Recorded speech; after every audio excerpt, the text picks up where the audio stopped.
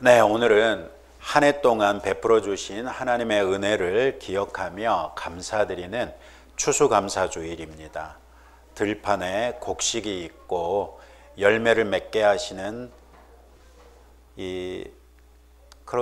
누가 그런 일을 이루시는가? 농부의 수고가 하는 것 같아도 그 위에 하나님께서 함께 하시는 그 손길로 인해 열매도 맺고 곡식도 익어간다, 이런 걸 볼 수 있습니다.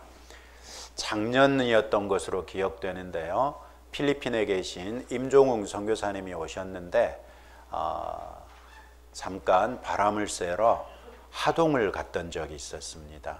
하동에 갔더니 제법 높은 데 전망대를 만들어 놔서 선교사님 저기 한번 가보시죠 하고 모시고 갔는데, 와, 그 발 아래 펼쳐진 들판이 완전 황금 들판이었고 정말 보기에도 아름다운데, 그 넉넉한 잘 익어서 누렇게 머리 숙인 벼를 보니까 마음도 따뜻해지더라고요. 혹시 금년에 여러분들이 그와 같은 따뜻함을 누리고 있는 가을이 되고 있습니까? 네, 꼭 그렇게 되시기를 바랍니다. 오늘 우리가 함께 읽은 레위기 본문은 바로 그 풍요로움의 원천이 어디에 있는지를 분명하게 보여주지요. 오늘의 성경에서 우리는 우리의 삶이 어떻게 풍요로워질 수 있는지 함께 살펴볼 수 있겠습니다. 오늘의 성경을 통해서 먼저 우리가 인정해야 될 것은 하나님께서 우리에게 순전한 믿음을 요구하신다는 것입니다. 오늘의 성경의 배경은 출애굽 여정 중에 시내산입니다. 하나님께서 이스라엘 백성을 이집트에서 탈출시키셔서 광야에서 시내산에 모이게 하시고 그 시내산에서 백성들을 만나 주십니다. 모세를 산 위로 부르셔서 모세에게 십계명을 적은 두 돌판을 주시고 40여일 동안 모세가 하나님과 함께 있는 동안에 하나님께서 율법을 쫙 펼쳐 주십니다. 이 율법에는 총 613가지 명령이 담겨 있습니다. 해라, 하지 말아라 하는 내용이 무려 613가지가 되는데, 그 613가지 명령을 율법이다 이렇게 하고, 구체적으로는 613가지이지만 통상 율법 그러면 창세기부터 신명기까지 모세 오경을 통틀어서 그냥 율법 이렇게 가리키기도 합니다. 오늘의 성경은 이렇게 하나님께서 모세에게 613가지나 되는 율법을 다 알려주신 다음에 너희가 내가 말한 이 명령을 잘 지키면 이런 복을 주고 이 명령을 지키지 않으면 이런 저주를 줄 것이다 하는 내용이 오늘의 성경 이 레위기 26장에서 기록되어 있는데, 그 중에 이 1절부터 13절까지가 율법을 잘 지키면 어떤 복을 줄 것인지를 말씀하신 그런 내용입니다. 율법은 하나님께서 택하신 이스라엘 백성이 하나님의 백성으로서 어떻게 살아야 하는지를 가르쳐 주는 것입니다. 이것을 이스라엘 백성은 오해했습니다. 우리가 이 율법을 잘 지키면 하나님의 백성이 되겠구나 이렇게 착각을 해가지고 율법을 엄격하게 지킴으로써 구원을 받을 수 있다는 잘못된 신앙을 갖게 됐습니다. 그렇게 인간의 행위를 강조하는 종교를 행위 종교라고 하는데, 하나님은 구약 성경의 하나님이든 신약 성경의 하나님이시든 은혜의 하나님이시지 행위를 보고 인간을 구원해 주시는 그런 하나님은 아니시거든요. 율법을 왜 주셨는가? 율법을 지킴으로 구원받아라가 아니라 너희가 하나님의 백성이 이미 내 백성이 됐으니 내 백성에 걸맞게 살아야 되지 않겠니? 그래서 율법을 주신 것이지요. 오늘의 성경 바로 앞에 1, 2절을 한번 보십시오. 오늘의 성경 바로 앞에 1, 2절은 이렇게 말씀하십니다. 너희는 자기를 위하여 우상을 만들지 말지니 조각한 것이나 주상을 세우지 말며 너희 땅에 조각한 석상을 세우고 그에게 경배하지 말라. 나는 너희의 하나님 여호와임이니라. 너희는 내 안식일을 지키며 내 성소를 경외하라. 나는 여호와이니라. 이 1절 2절 말씀을 딱 한마디로 줄이자면 우상 숭배하지 말라는 것입니다. 우상을 숭배하지 말라고 엄격하게 경고하신 다음에 바로 3절에 보시면 3절 다 같이 읽어봅시다. 시작. 너희가 내 규례와 계명을 준행하면, 즉 우상 숭배하지 말라고 했던 내 말을 너희가 지키면, 이런 말씀입니다. 그러면 어떻게 해주신다고요? 4절부터 시작되는 복을 우리에게 주시겠다는 것입니다. 유일하신 참 신이신 여호와 하나님 그 한 분만을 섬기고 그분의 말씀대로 살아가면 4절부터 약속된 철 따라 내리는 비, 땅의 소산, 평화, 번성, 그리고 창대함, 이런 것들을 주시겠다고 약속하시는 것입니다. 하나님께서 이 말씀을 통해서 우리에게 요구하시는 것은 무슨 복잡한 것이 아닙니다. 이 세상에 참 신은 오직 하나님 한 분뿐이시니 그 유일하신 참 신이신 여호와 하나님께 합당한 믿음, 어떤 믿음? 순전한 믿음. 다른 신하고 겸하여 섬기지도 말고 하나님을 섬기는데 우상을 섬기는 듯한 방식으로도 섬기지 말고 성경이 말씀하고 있는 하나님을 성경이 말씀하신 대로 섬기라는 그 순전한 믿음을 요구하신 것입니다. 하나님이 유일하신 참 하나님이시기 때문에 하나님께 합당한 믿음으로 하나님을 섬기라는 것이죠. 그런데 이스라엘의 역사를 보나 우리의 현실을 보나 우리가 순전한 믿음을 유지하는 것이 매우 어렵다는 것을 또한 인정할 수 있습니다. 하나님께서는 오늘의 성경에서 내 규례와 계명을 준행하면 이 모든 복을 주겠다고 하셨지만 성경의 역사를 돌아보면 이스라엘 백성에게 이 조건은 결코 쉬운 일이 아니었습니다.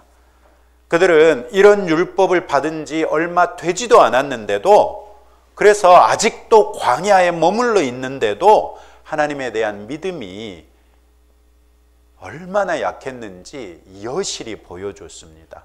이 율법을 받은 지 불과 며칠이거나 몇 주거나 많아도 몇 개월밖에 되지 않았는데 정탐꾼 사건이 일어납니다. 가나안 땅에 바로 들여보내려고 코앞에 가가지고 야, 그 땅을 정탐해 보는 게 좋지 않겠니? 그래서 정탐꾼을 보냈는데 정탐꾼이 40일 동안이나 장차 들어가서 살게 될 가나안 땅을 정탐하고 와가지고 12명이 갔는데 무려 10명이나 메뚜기 증후군에 걸려가지고 가서 봤더니 기골이 장대한 거인들이 있더라. 우리가 보기에도 그 사람들에 비하면 우리는 메뚜기에 지나지 않더라. 완전히 간담이 녹아가지고 야, 우리 올라가면 죽어. 그러니까 가지 말고 이집트로 돌아가자. 이런 얘기를 한 거예요. 그들은 한술 더 떠서 그 땅은 그 땅의 거민을 죽이는 땅이다 하면서 하나님께서 자기들에게 젖과 꿀이 흐르는 땅이라고, 약속의 땅이라고, 이곳이 장차 너희가 영원히 거하게 될 땅이라고 주셨는데 오히려 그 땅을 주시는 하나님을, 그 백성을 죽이는 악한 하나님으로 전락시켜 버렸어요. 이런 믿음은 하나님의 백성에게 합당한 믿음이 아니었기 때문에 하나님께서 너희가 아직 준비가 덜 됐구나. 그럼 선고를 내리시고 광야에서 38년을 더 고생을 시키십니다. 그리고 그 38년 동안에 출애굽 당 세대는 다 광야에서 죽고 광야에서 태어난 새로운 세대, 아주 젊은 이스라엘이 가나안 땅으로 들어가게 하셨죠. 그렇게 들어갔던 가나안 땅임에도 불구하고 끊임없이 이방 신들의 유혹에 흔들렸던 것을 우리는 볼 수 있습니다. 어느 지경까지요? 나라가 멸망할 정도로 우상을 숭배하는 이스라엘 백성이었던 것을 볼 수 있습니다. 그들은 보이지 않는 하나님을 따르기보다는 눈에 보이는 풍요의 신 바알을 쫓았고 하나님의 법도보다는 이방의 문화를 따랐습니다. 유일하신 참 하나님만을 유일하신 신으로 모시는, 그래서 여호와 하나님께 합당한 신앙을 지키는 일에 이스라엘 백성은 수없이 실패했고 그 결과 약속된 복 대신에 징계를 피할 수 없었습니다. 단순해 보이는데 순종이 결코 쉬운 일은 아닙니다. 그런데 여러분 가만히 생각해 보시면 이스라엘 백성이 여호와 하나님을 섬기는 게 더 쉬웠겠습니까? 2025년을 살고 있는 우리가 여호와 하나님을 섬기는 게 더 쉽겠습니까?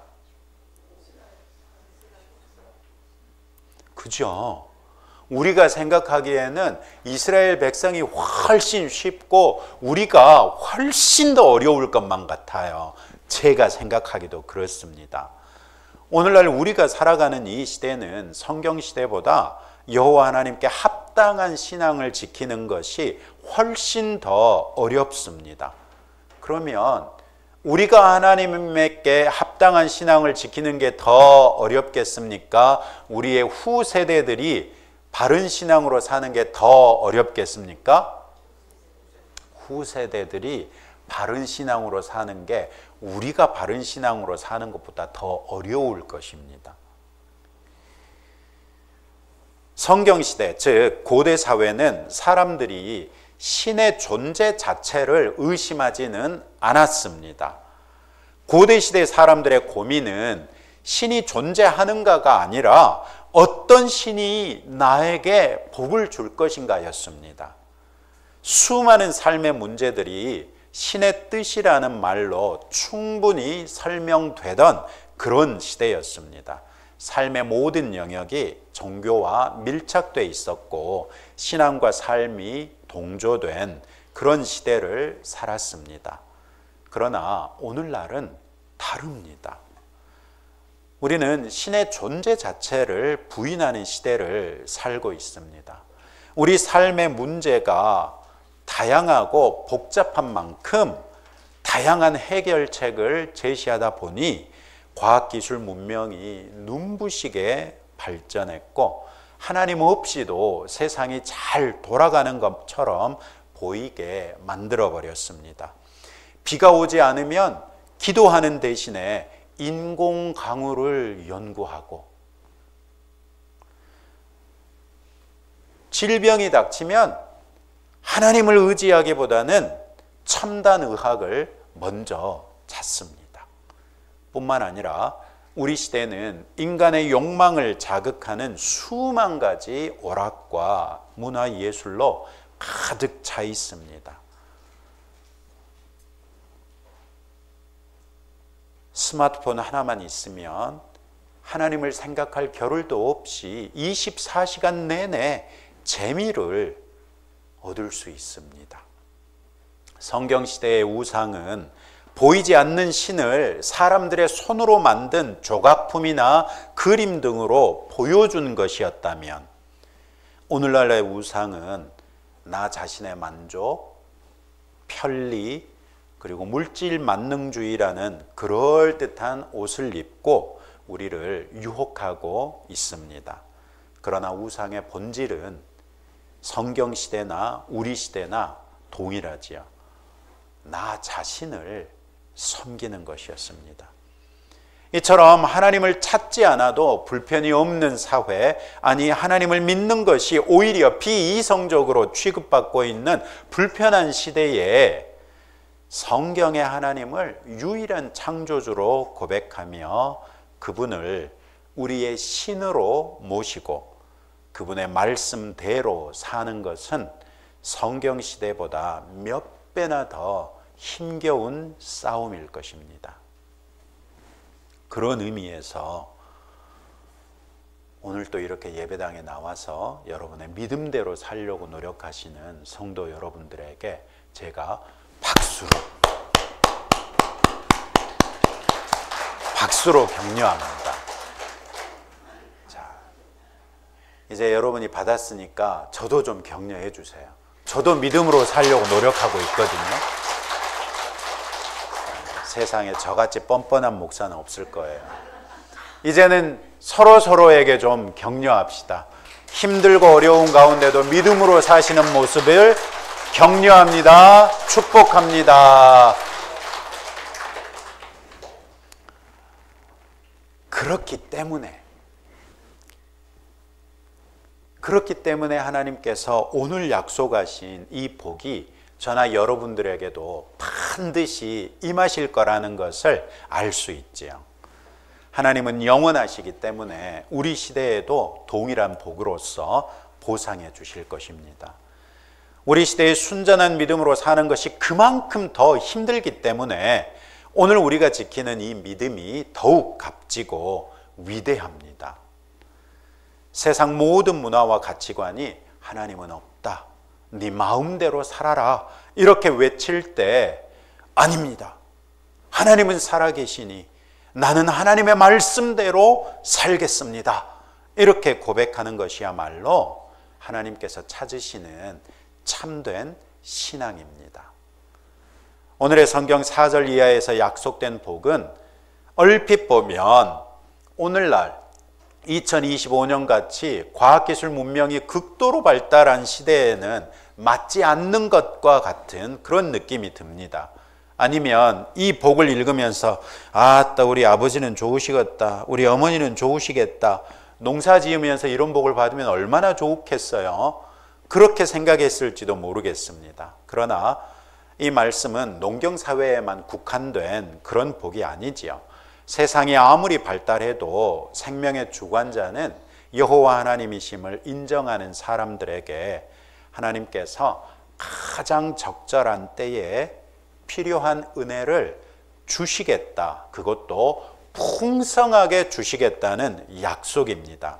오늘의 성경에서 약속된 비와 산물과 열매, 4절에 보시면 있죠. 철 따라 비를 주시겠다고 하고, 그래서 땅은 그 산물을 내고 밭의 나무는 열매를 맺으리라 이렇게 말씀하셨는데, 이것은 오늘날 우리에게 적용해 보자면 우리가 직장에서 혹은 사업을 하면서 혹은 우리가 어떤 활동을 하든지 우리가 쏟아붓는 노력에 합당한 성과, 결과를 볼 수 있게 해주시겠다는 말씀이죠.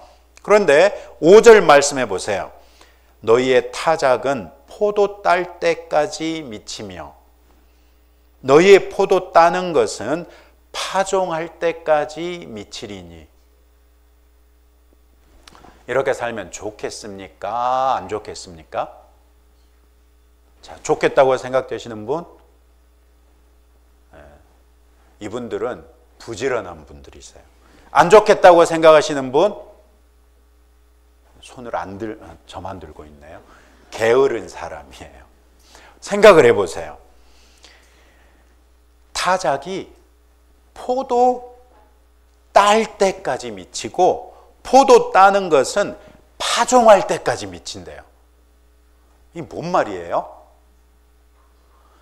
얼마나 많은지 엄청나게 걷어놓고 이걸 타작을 하다 보니 포도철이 돼버렸어요. 그래서 또 포도를 따가지고 포도주를 만들다 보니 파종을 해야 될 때가 됐어요. 이러면 창고가 가득가득 찰 거예요. 2025년을 살고 있는 우리들에게는 이게 어떤 말이 되겠어요?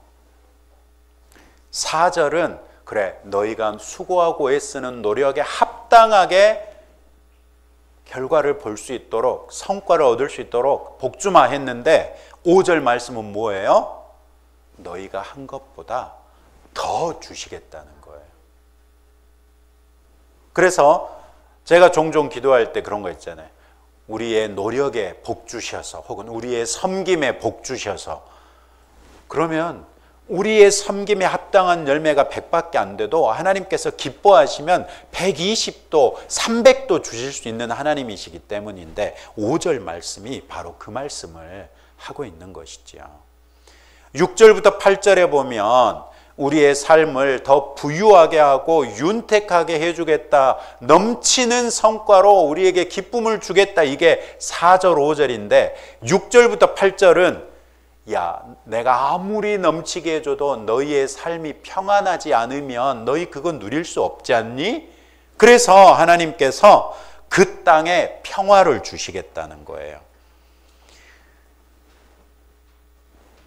도둑도 안 들게 해주겠다는 거고요. 사나운 짐승도 그 땅에서 없애시겠다는 것이고, 칼이, 전쟁이 그 땅에서 일어나지 않을 거래요. 설령 원수들이 공격해 오더라도 우리가 쫓아가 가지고 우리 칼에 엎드러질 거래요. 5명이 100명을 쫓아낼 수 있고 100명이 10,000명을 쫓아낼 수 있을 거래요. 실제로 구약 성경에 보니까 그런 사례가 있어요, 없어요? 있어요. 기드온의 300용사, 놀라운 일들이 있었어요. 그러니 풍성하게 해주겠다, 부유하게 해주겠다, 그리고 그것을 너희가 마음껏 누릴 수 있도록 평화롭게도 해주고 안전하게도 지켜주겠다, 이렇게 말씀하시는 거예요. 그러더니 이제 9절에 탁 가시면 우리를 번성하게 하고 창대하게 하겠다는 거예요. 이건 무슨 말이냐면, 야, 네가 정말 뼈골 빠지게 고생해가지고 번 거 네가 정말로 바라는 게 뭐냐? 네 후손들에게 넉넉하게 물려줘서 네 후손들도 편안하게 사는 것이 아니냐? 내가 그거 보장해 줄게. 이렇게 약속하시는 거예요, 지금. 특히 이 9절 말씀은 창세기 12장에서 아브라함에게 약속해 주신 것을 하나님께서 신실하게 이루시겠다고 다시 한번 확인하시는 말씀이거든요. 이런 말씀은 하나님께는 어찌 보면 당연하기도 하지요. 왜요? 하나님은 언약의 하나님이시기 때문입니다. 우리가 아무리 이토록 복잡하고 다변화된 세상 속에 산다 해도, 그래도 우리가 세상 풍조에 휩쓸리지 않고 오직 하나님의 말씀을 삶의 기준 삼아 살아간다면 하나님께서는 우리 시대에도 그리스도 예수 안에서 새 언약 백성된 우리에게 하나님의 언약을 어떻게 하시겠다고요? 9장 맨 끝에 내가 너희와 함께한 내 언약을 이행하리라. 하나님의 말씀은 그 자체가 이미 이루어진 것이에요. 아멘. 그래서 이렇게 말씀하시면 우리 삶에 이미 이루어진 거예요. 어떨 때만 우리가 하나님의 언약 백성으로 신실하면 이 복은 이미 우리에게 주어진 거라는 거예요. 할렐루야. 추수감사절을 맞아서 우리의 창고에 무엇이 채워져 있는지를 보기 전에 내 마음의 중심에 무엇이 채워져 있는지를 먼저 점검하는 성도들이 되십시다. 찬란한 문명과 즐거움이 넘치는 이 시대 속에서 혹시 하나님을 향한 순전한 마음을 잃어버리지는 않았는지 점검하십시다. 하나님이 없다고 말하는 세상 속에서 믿음을 지키고 사느라고 지치지는 않으셨습니까? 하나님께서는 오늘 우리에게 말씀하십니다. 이 어려운 시대에도 불구하고 너희가 나를 기억하고 내 계명을 지킨다면 나는 너희의 하나님이 되고 너희는 내 백성이 될 것이며 너희의 삶에 철따라 비를 내려주겠다고 하나님께서는 보장하고 계십니다. 여러분, 이 약속을 굳게 믿으시기 바랍니다. 세상이 줄 수 없는 평안과 충만하게 채워주시는 것이 오직 말씀 안에 거하기를 힘쓰는 여러분의 삶과 여러분의 가정 위에 풍성하게 임하시기를 주님의 이름으로 축복합니다. 기도합시다. 하나님 아버지, 감사합니다. 오늘 우리가 추수감사주의를 맞이하여 금년에 하나님께서 우리에게 허락해 주신 복과 은혜를 기억하고 아버지께 감사합니다. 하나님 아버지, 오늘 주신 말씀대로 우리의 삶이 풍성하고 윤택하며 평안하고 대를 이어서 번성하고 창대할 수 있는 유일한 비결이 홀로 유일하신 참 하나님이신 여호와 하나님께 합당한 순전한 믿음의 삶인 것을 발견합니다. 비록 우리 시대가 믿음을 지키며 살기 너무나도 힘들다고는 하지만 우리가 하나님께서 주실 복을 간절히 사모하오매 순전한 믿음으로써 오직 하나님 한 분만을 우리의 신으로 섬기며 성경 말씀대로 주님을 섬기며 살겠습니다. 그리스도 예수 안에서 우리를 새 언약 백성 삼으신 아버지께서 약속하신 대로 언약을 이행하실 줄로 믿고 감사드립니다. 예수님 이름으로 기도합니다. 아멘.